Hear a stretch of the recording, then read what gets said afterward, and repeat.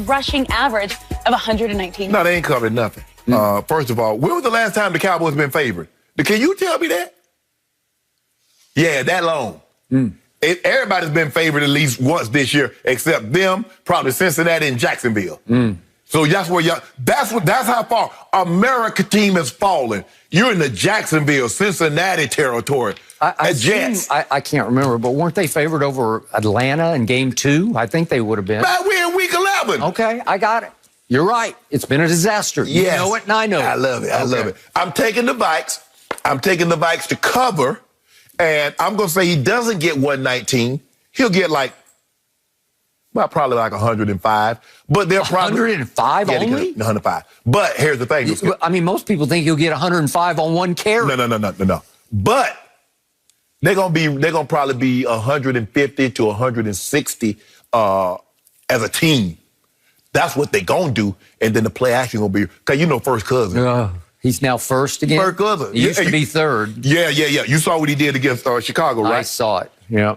That was a virtuoso. Oh, it was. They put up 19 points in that game. Virtuoso, masterpiece. Guess what? Pavarotti at wherever he was. Sydney Opera. Hold on. Let me ask you a question. How many points did Tampa put up against Chicago? Oh, they ain't nobody but Chicago. How many did your guy? 19. No, your guy put up 17. I thought it was 19. I thought it was 21 to 19. Dude. And then your guy had to do this. They had your guy see it. Okay, he forgot where he was. This is about the Cowboys, not about Tom Okay, Brady. well, I got the Cowboys. I'm give you the 7. He's not going to get 100 yards, but they'll have 100 plus 150 yards rushing as a team. The play action will be wide open, and the receivers, Thielen, Jefferson, Kyle Rudolph, big days. Big days. This is going to be a breeze. And as my boy Ha say, they're going to lay it on y'all thick. Really? They're going to lay it on you thick. Wait, who says that? Ha Davis. I thought it was Ha Clinton Dixon. No. He used to be a Cowboy for like a minute, and Jerry cut him. They're going to be laying on y'all thick. Really? Yeah, I can see. Skip, it's going to get ugly for y'all. Okay. And I'm going to call you, too. Answer your phone. Okay, so give me a score. You know what, Skip? Ugly. Give me ugly. 31. Careful. 31-16. You're going to give me 16 points? How? He's 16. Huh? He's 16. 31 to 16. So that's a 15-point game, right? Yep. Okay. So before I get to this, I wanted to note that once upon a time, the Dallas Cowboys were your man LeBron's favorite team, but not anymore. He's now jumped onto the Arizona bandwagon. And after last night, I'm going to guess he's jumped off that bandwagon because he is a bandwagon jumper. He was talking about Madden. Yeah. It was kind of like when you were growing, when Madden was first in early days, you played with the Falcons. The Falcons weren't a good football team, but they had Michael Vick. They had that guy could nobody stop. Well, you're going to play with Lamar. You're going to play with Kyler Murray. Yep. So LeBron, who grew up near Cleveland, where the Browns play, was never quite a Browns fan, unless they start doing some good things with Baker, and then he's back on the bandwagon. When's the last time the Browns did something good? They did in Baker's rookie year. That's when. They didn't make the playoffs. That ain't good. But they made a run, and he made a run, and he looked like he was the new it kid. He's in every ad on my TV, every commercial. Exactly. Right? And LeBron jumped off that bandwagon as Baker began to struggle, and then he was true blue Dallas Cowboys, lifelong Cowboy fan like me, except I'm really true blue, and he has leaped off, and he's now rooting for the Cardinals. But this morning, he's probably scouring, looking for, maybe he's a Vikings fan now. Whatever. What have they won? 4 straight? They're hot. Yeah. So in other words, let me get this straight. Whatever city, so since I'm from Georgia, I need to be a Falcon or a Hawk or a Braves fan, right? Well, sometimes people grow up in a region but fall in love with another team, but they stay true to that team their whole life. For the most part of LeBron's life, Cleveland has been bad. For the better part of his life, Cleveland has been bad. Okay, so since LeBron was a teenager, the Cowboys have been bad. So he's like, man, I'm tired. If you're a fan, it's for better or worse. No. It's in sickness or in health, right? No, Till death do you part. Well, you better take some medicine to don't get sick, because I'm bouncing. Okay, you're bouncing?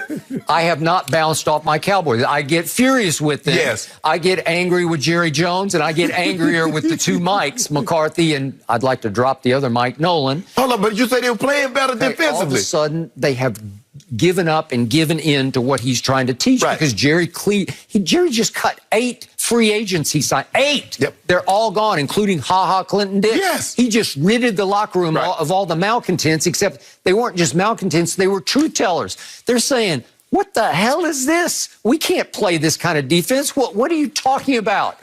And Mike Nolan is like prehistoric in his thinking because his father was a great coach in the league, or a very good coach. Yep. And Mike's been around a long time, and he won't change his ways to match today's talent and today's way to play in the NFL. Are you sure the Dallas Cowboys defense has talent? It's got a lot of talent. Okay. So who did Jerry rave about this week out of the blue, out of left field on his radio show when asked for bright spots? Dorrance Armstrong. And I'm like, Dorrance Armstrong? And then I start looking at the numbers.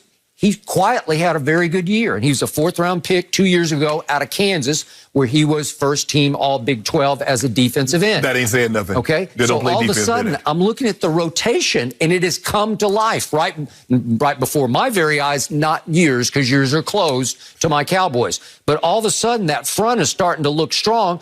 Aldon Smith has been a revelation, obviously, and DeMarcus Lawrence has returned from the dead. Let that sink in. He's returned. He said the bright spot has been a 4th-round draft pick, but you got a ton of money tied up in a lot of other guys. Okay. I told you Neville Gallimore, University of Oklahoma, can play. He can disrupt, and all of a sudden he's found a way into the rotation, and they are utilizing him. Ty Crawford can play, and I'm starting to see him flash off my TV. Randy Gregory was a breath of the freshest air because he's a stud, man. He can fly off the edge. He gives you firepower they did not have across the front. Jalen Smith flies around. He's not always in the right place at the right time, but he plays with such energy. And the man who equalizes him, sort of brings him back down to earth, who plays off great, is Wolf Hunter. Leighton Vander Esch is back. He's the best run stopper on the defense. Sean Lee is back to play a few plays to stabilize the defense. And all of a sudden, they held the Pittsburgh Steelers, for what it's worth, to 46 yards rushing. So it wasn't 200. It wasn't 300. It was 46 yards. You will hold Dalvin Cook to 46? No, they won't hold him 46, but they will hold him under 119. And you just agreed with me. I'm with you. He might break 100, but he's not going to break 119. Skip, you keep on. All these guys, Ty Crawford, Cindy Crawford, Randy Crawford, you're losing by double figures. Okay. You're losing by double digits.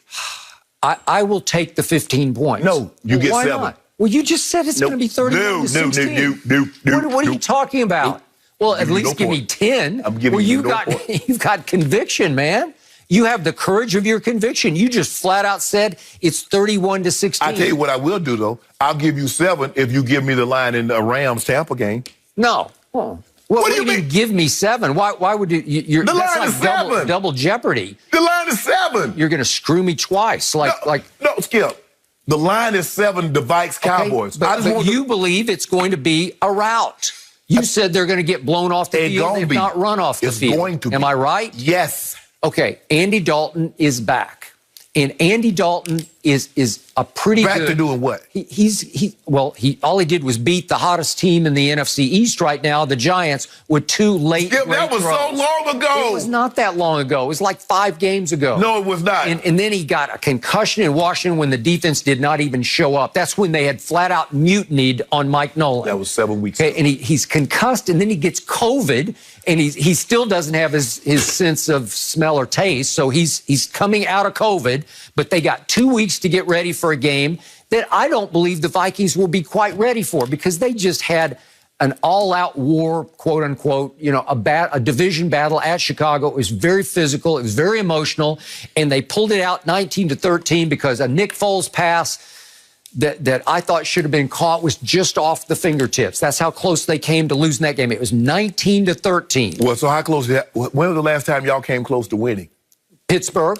Should have won the game. No, you should not have. Stolen by the referees. They did a great job, those referees. They were wearing black and gold that day. Okay. Do you remember that 3rd down before they kicked the field goal? The guy hit Russell Wilson in the head. Did you remember that play last night? Yeah. Okay, they didn't call it. Okay, but that didn't decide the game. It would have given them first down, and they might have scored a touchdown, and it would have made the last drive between Callahan moot. Okay, but they won. Yes. My team should have won.